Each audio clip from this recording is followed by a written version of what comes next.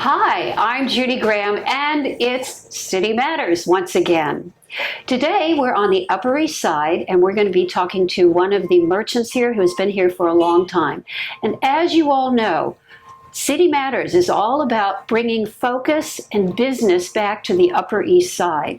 Through this pandemic, we've all had a very hard time, but it's time to get back to work and it's time to support our businesses, and that's what we're doing here on City Matters. Today I have with me Arthur from Artistic Shoe and Watch Repair, and we're going to hear a story about how you got in this business of repairing shoes and watches. Welcome, Arthur. Hello, Judy. Hello to everybody. So tell me, it's very interesting how you have a combination of shoes and watches that you repair together. It seems very incongruous, but tell us, there must be a story here. Well, there is a story there, and probably that story goes way back to when I was really young. My adopted shoe repair actually is my adopted profession.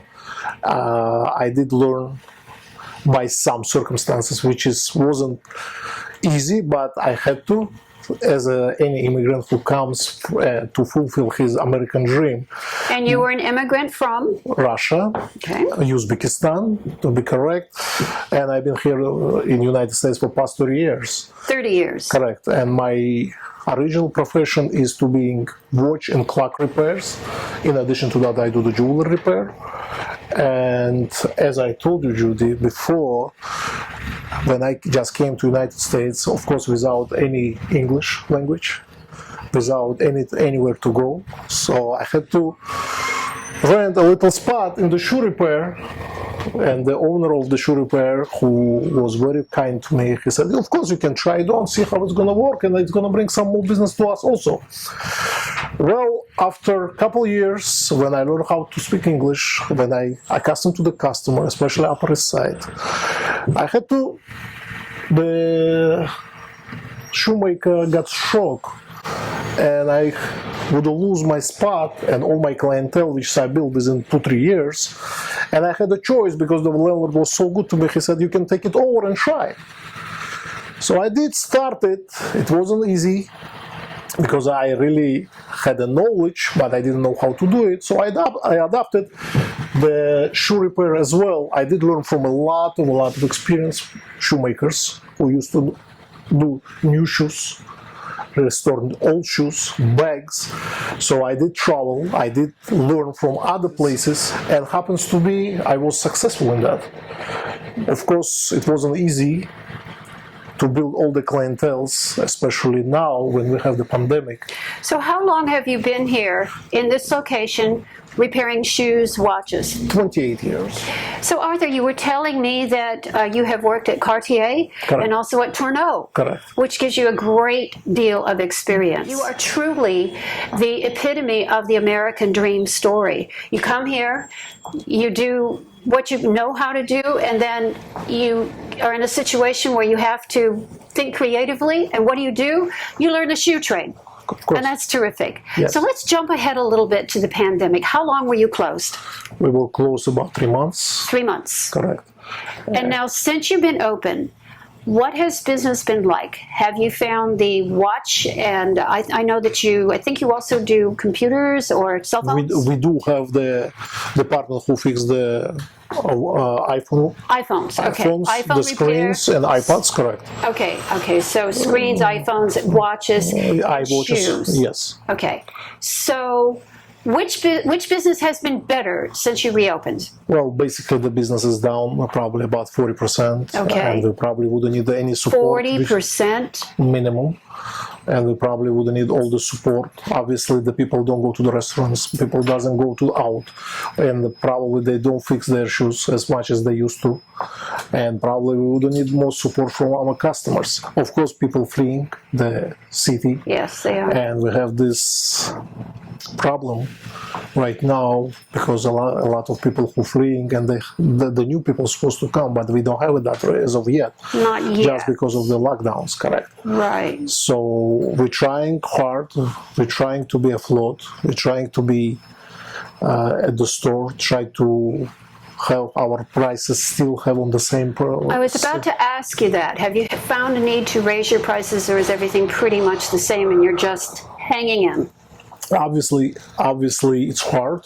Obviously, we're trying to keep our prices to make sure we're not gonna lose the rest of the customers, which is we have a lot of my colleagues in the shoe repair business, also in the watch repair business. They lost their businesses. You can look at downtowns. My colleagues right now without the work. We really appreciate our landlord who did give us some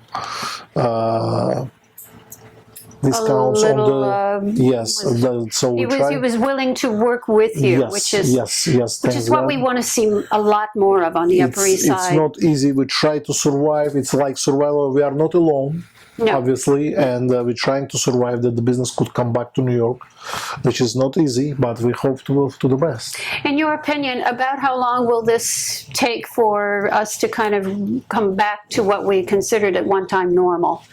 Where you were busy. Will it be normal again? That's the big question. Will it be normal? No, but what would be your estimation of the amount of time before people really, start, taking care of their shoes, repairing?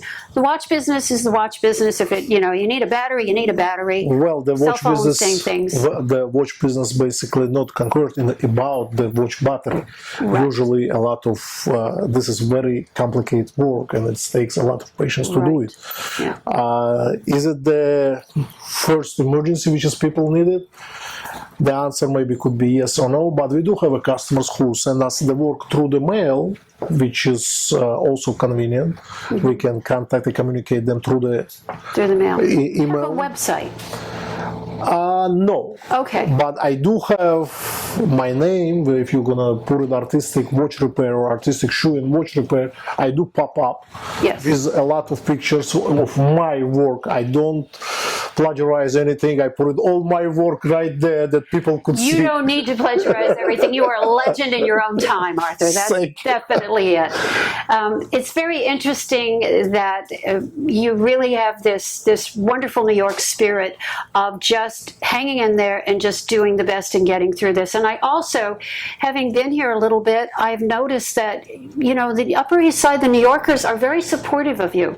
They're coming in. They really want to help and support you. They're not going online to get something else, and so they're coming here first. And this is what we want everyone to encourage to do, is come to your local shops first and see what it is that you have. The one thing that you cannot get when you buy something online is service. And that's the one thing that you're able to provide your local residents here is service. And please don't forget that a lot of people, besides the business, they need some human being treatment, which is very important. Yes. They come, they ask you a question, they see live person. Yeah. On the virtual world, you don't see that. You don't see senses, you don't see the faces, you don't see the eyes that you could explain and to be convincing what exactly do you need. And that's what is important, in my opinion. I've been saying for a very long time that we live in a high-tech, low-touch world. But with the mask and everything, they're going to come off at some point. But, for the time being, it's so important that we do have the human contact.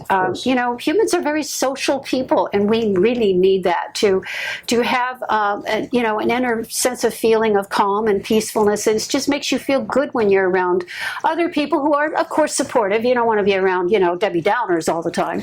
But coming in here has been so much fun, and it's almost like candy for the eyes. There's watches, there's umbrellas, of course. Everybody needs the proverbial umbrella. You have all the shoe polishes. You get your shoes well made. You can buy beautiful jewelry, which I'm looking at very keenly. And you can have a fabulous experience with Arthur, who is the owner and shopkeeper of Artistic Shoe and Repair on East 72nd Street, and right off of 2nd Avenue. Thank you for being with us, Arthur. You're very welcome. A pleasure. And we're back with City Matters, where everything that matters is about getting business up and running again on the Upper East Side.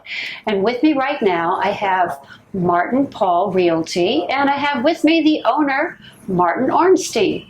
Hello, Martin. Thank you, Judy. It is a pleasure to see you, and I want to know, how long have you been in this location? We first opened up shop here, I believe it was in 1986, February. I remember distinctly. Okay, and what type of real estate are you, do you specialize in? Well, we are focused mostly in residential real estate. I have an experience in property management for many years, for a couple of decades, but the sweet spot here has always been residential rental apartments in the neighborhood and in other areas as well, but residential renting of apartments. Okay, so let's talk about that, because everywhere in the news you read and you see everywhere that people are leaving New York and not too many people are coming in. What has been your experience, because you see this every day? So talk to us and let us know what's happening here. Well, basically, if you want to put it into the time horizon of the last 7 months, which is the most significant period, in March you did see a huge outgoing of, people were leaving apartments, people were running home. It was a kind of a panic, and that has lasted still up until now, except I think it's slowing down, fortunately. And many of the vacancies that we experienced back in March through June have now been re-rented in most of the buildings that I work with. So I feel we're moving into a period now where there are people coming back, or people relocating, looking for better deals, which is something that's available to them also as well in the market today. What, in your opinion, has been the scale? How much percentage do you think real estate has flattened out? Well, I cannot speak for the sale market per se, but in the rental market, okay. In the rental market, I have seen rents come down as much as 15%. From previous levels. So give us an example. Let's say, what's the average price of a one-bedroom prior to pandemic? The average price? Average price of a one-bedroom prior to pandemic in the buildings that I work with would be probably around $3,000. Okay, and now you're seeing that priced in at... Those are coming in now at around 24, 25. It depends on the building. What you're seeing more of as well are incentives being given. Landlords are providing 3 months or 2 free months. Buildings are providing 3 months, in rent to get started at least inception, and there are no broker fees. And still there's negotiability within the market. Nothing is cheap. That's, must be kept in perspective. But things have definitely come down. Have you found that there's been some young people that have been coming back and looking for that pie in the sky, the New York life? Well, I personally have seen a quite significant slowdown in that for the period that we're speaking about, which is the most significant, the last 7 months. What you have seen is a relocating, moving around within the market, within existing housing to find better deals, which are available because, as I have mentioned, things that were once at certain levels are now significantly cheaper. That will change. I'm sure that as businesses reopen and as jobs become more prevalent here, which we all know that's coming, there'll be an influx again of people looking for apartments. What are landlords doing? You mentioned the incentives, but do you find that most landlords are somewhat sensitive to what's happening? I mean, are they motivated to want to re-rent? Most definitely I've seen that, and that goes across the board. Because once you have a lease, you have a contract, you have someone in place, basically that's the most ambitious goal that you can achieve right now. And I've seen a lot of openness, a lot of open-mindedness, a lot of negotiability. Of course, there are exceptions to that, but in general, it has been a very favorable and positive response. But this is important to know because people are moving around. They don't have a lot of time to go out and really scout the market, and yet they want to be in the know, and they want to know, where can I find someone where I can get a fair deal. I don't think people are really looking for. They'd love to have a fire sale, but come on, let's face it. They want a fair deal. They want to take advantage of some things that are coming down in price a little bit, and I think they really want to enjoy the New York lifestyle, and they're willing to pay the price to stick it out. Absolutely, without question. New Yorkers are tough. New Yorkers will always come back, and I'm very confident, and you must be optimistic and positive about this market. It's the only way to be in this business. Now, have you ever seen a market quite like this? I mean, I know real estate market goes up, it goes down, but has this been unusual? This is This has been unusual. You've had experience. This has been unusual. I think there's more of a significant incentive motivation and more of a significant plunge in rents now than we've seen, let's say, during 9/11 or post 9/11, or perhaps during Wall Street crash. I think this is a more significant change. Okay. If you were, are you part of the New York Real Estate Board? You must be Yes, I am. part of that. Yes. When you speak to some of these people, what in their opinion and what is the general opinion about what needs to happen first in real estate to make it come back? Is it residential? Is it business? Is it small business? Is it saving businesses? What is sort of the... Well, it's all of the above. Okay. It's all of the above. Unfortunately, and I'm sure many people are aware of this because it's very visible, the businesses, the small businesses that make this city tick, have been very much hurt. A lot of commercial space is gone. Rents were exceedingly high at the time pre-pandemic, and now they're just impossible. So a lot of that has had a significant dent in the market. I find that most painful, even more so than the residential, because that's what generates business. Yes. And it's very visible everywhere you go. It doesn't matter what neighborhood. We're seeing that now, and it's a serious issue. Do you have a website?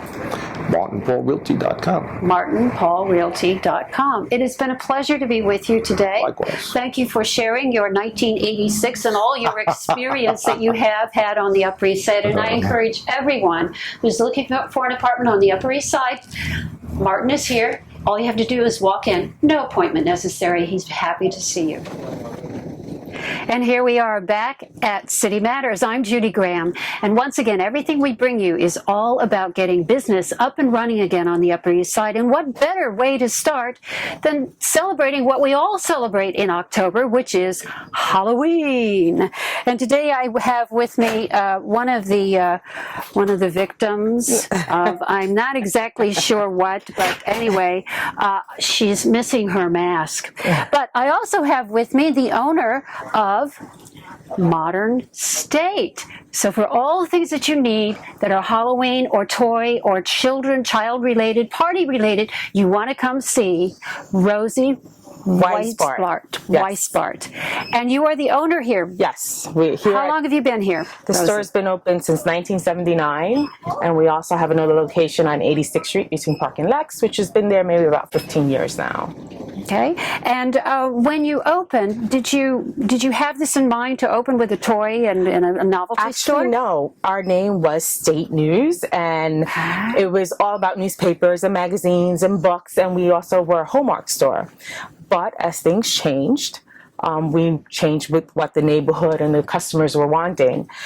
So slowly, we started with party supplies, and then we had a little corner with toys downstairs, and actually this upstairs was storage space. Storage space? Yes. Okay. And then our basement was printing, and so that didn't work out.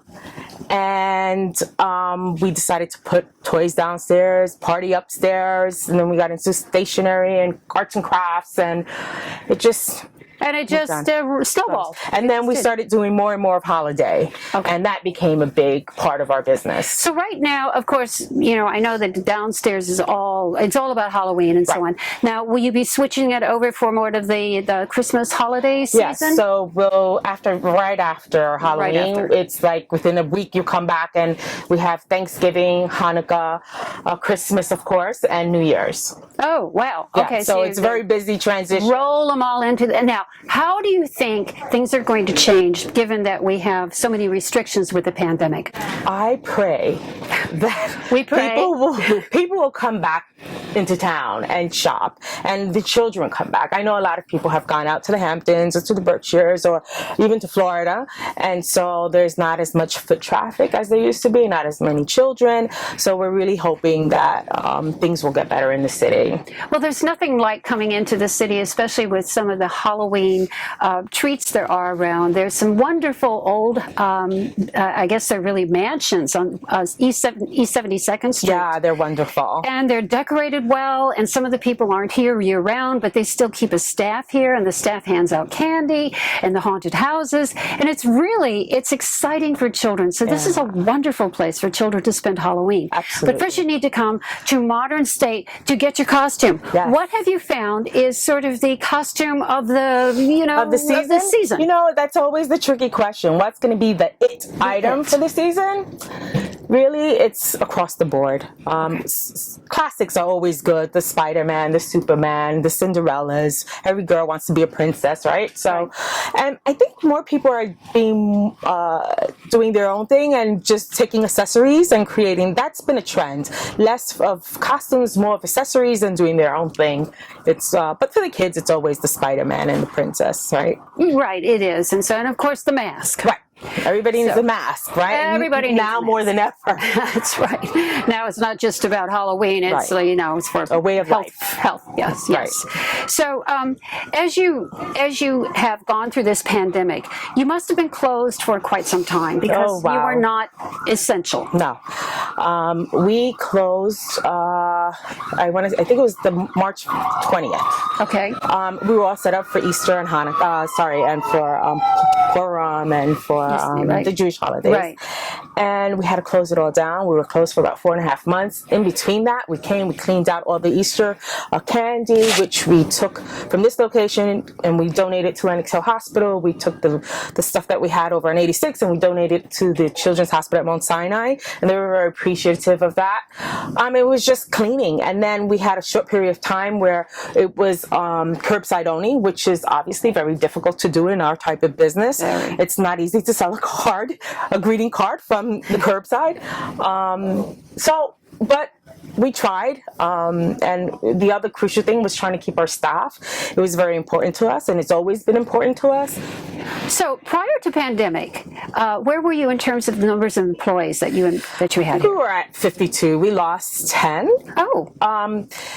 And maybe 10 to 12. And really what we try to do is to spread out the hours so that we can keep everyone on it. And it was difficult getting the schedules together, but most of our employees have been with us for many years. I think our manager is like 20 some odd years, and they become like family to us. So we do everything possible to try and keep them, and we know they have families to feed and everybody's going through a rough time, and it's very important for us to make sure that we can help up as much as possible. Again, Rosie, you're just such a testament to what a true New Yorker is all about. You know, we are about reaching out to those people that need a little extra help and keeping the loyalty and helping everyone as we go forward. And in the meantime, we're all slugging through this the very best we can. Absolutely. Yeah. So now that it's getting a little bit better, kind of post-pandemic, what are you thinking for the future? What do you? Well, how do you think business will change for you? We are currently, I'm still buying for the fourth quarter, which is the key. It's 25% of our business for the year. Yes. I have to say we're not buying as much, and we're waiting. Usually by this time, I have all summer we've been pricing our Christmas and all the holiday stuff and toys, but we're holding off until I need it. I'm no longer buying as much and stocking up in my warehouse because the cash flow is not there. Right, exactly. Yeah, so it's difficult, and a lot of our vendors now, we used to have terms, and now they're only wanting credit card payment. They want payment up front, which is another issue to maintain. Right. Yeah. So everybody's taking out on the chin, and it's all maneuvering around of how you can do. I think what's going to happen as we come out of this pandemic is you're really going to have a real good sense of like who's out there on your side and who really wasn't there for you as we've gone through all of this. So it's a growth and it's a learning experience for all of us. Definitely. So, okay. Now, I want to talk about cleanliness a little bit because, when you see a toy store and Halloween and all of this stuff, you think about children coming in and you know, children they're like little petri dishes. So what do you do, and how do you keep things clean, and how do you keep it safe for customers walking in? Yeah, so obviously we take temperature of everyone that comes in. It's important. We have hand sanitizer downstairs by the register, and actually here up in this department also. They clean the doors with a bleach-based liquid, and is that once a day, or is that no? It's a couple of times a day. Okay, Depending on how busy this store is. You know, Right. some days there's no one here, so we really don't have to. But when it's busy, and now that it's getting busier, we do it more often. Right. So as Halloween comes by, what tends to be your busiest week, or is it just right before Halloween? Or Oh yeah, is this really... and that's a challenge that we haven't reached, right? Okay. So, I don't know, usually the day before, a couple of days before, there's so many people in the store, but now we have to take control of it, right? So we want that back. However, we'll address it when the time comes, and we'll limit the amount of people that can be in the store, obviously. So let's talk about your inventory then a little bit. Obviously you have the proverbial candy, and I'm sure you have the children's costumes. What else do you have, when you have... a lot of props. Right. And I think and I hope that this will really help us this holiday season, because the kids, I don't know if they're going trick-or-treating, they're not going trick-or-treating, people are staying at home. We're hoping that just to bring that joy to the kids, that they will still decorate and they'll still buy candy and do maybe Halloween in a different way that we're accustomed to. Well, Halloween it's really a childhood memory that all of us take with us. The pumpkin carving and the putting on the costumes and so on and so forth. And I'm sure over the years, you've been here so long, you have watched children grow up. And they become adults, and they come back with it's amazing, because they have their fond memories here, and they come back with their kids. Have you ever thought of doing your windows in such a way that it's, I remember Lord and Taylor windows, and you'd see the Saks Fifth Avenue windows and Macy's windows and so on. Have you ever thought of doing anything of that nature? Animation. Well, we used to have a window decorator. He was great. I mean, he's passed. May he rest in peace. But due to the situation of, and I have to say, the Amazons of the world and all the big box stores, that became an expense that we can no longer afford. So we do our best. Right. We do it ourselves, and we do our best. Well, the main thing that you want to have is you want to have the children come in here and have that personal experience. And you want to have that one-on-one moment with them when they feel alive and they're into the imagination of Halloween. And they're so curious. And they are very curious. And I wish you all the best. And you've been here since 1979. I can't believe it. And so many more years to come for you in Modern State. Thank you. And may you also pass this on to more and more of your generations. And thank you for being such a loyal, strong New Yorker, getting us all through this pandemic. And I invite everyone here on the Upper East Side, come and support our local merchants and our local vendors. I'm Judy Graham. It is City Matters, where we concentrate on all there is, everything there is about getting business up and running on the Upper East Side. And you can follow Rosie at modernstate.com, where you can get information. And you can follow me at judy4newyork.com.